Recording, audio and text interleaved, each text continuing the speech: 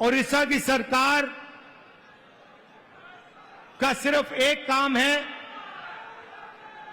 ओडिशा का जो धन है उसको ओडिशा की गरीब जनता से चोरी करने का काम है। आपकी सरकार सिर्फ यही करती है। पहले बीजेडी की सरकार ये करती आई, अब बीजेपी की सरकार यही काम कर रही है। एक तरफ ओडिशा की गरीब जनता, दलित, आदिवासी, पिछड़ा वर्ग, कमजोर लोग, किसान, मजदूर, और दूसरी तरफ 5-6 अरबपति और बीजेपी की सरकार, ये लड़ाई हो रही है। और इस लड़ाई में कांग्रेस पार्टी का कार्यकर्ता जो है वो ही इस लड़ाई को ओडिशा के, वो ही इस लड़ाई को ओडिशा की जनता के साथ मिलकर जीत सकता है और कोई नहीं जीत सकता है। भाइयों और बहनों, बीजेपी पूरे देश में संविधान पर आक्रमण कर रही है।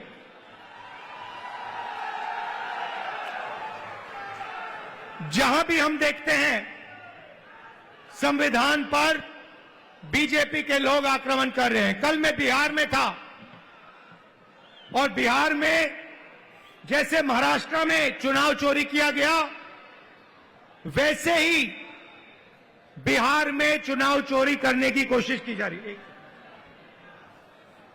वैसे ही बिहार में चुनाव चोरी करने की कोशिश की जा रही है। और चुनाव चोरी करने के लिए इलेक्शन कमीशन ने नई साजिश शुरू की है। इलेक्शन कमीशन बीजेपी का अंग का काम कर रहा है, अपना काम नहीं कर रहा है। महाराष्ट्र में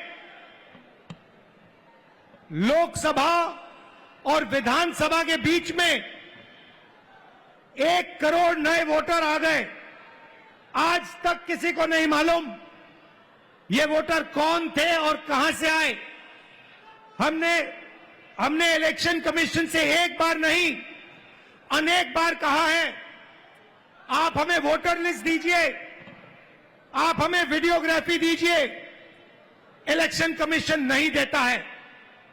और जो चोरी महाराष्ट्र में हुई, वही चोरी फिर से ये लोग बिहार में करने जा रहे हैं।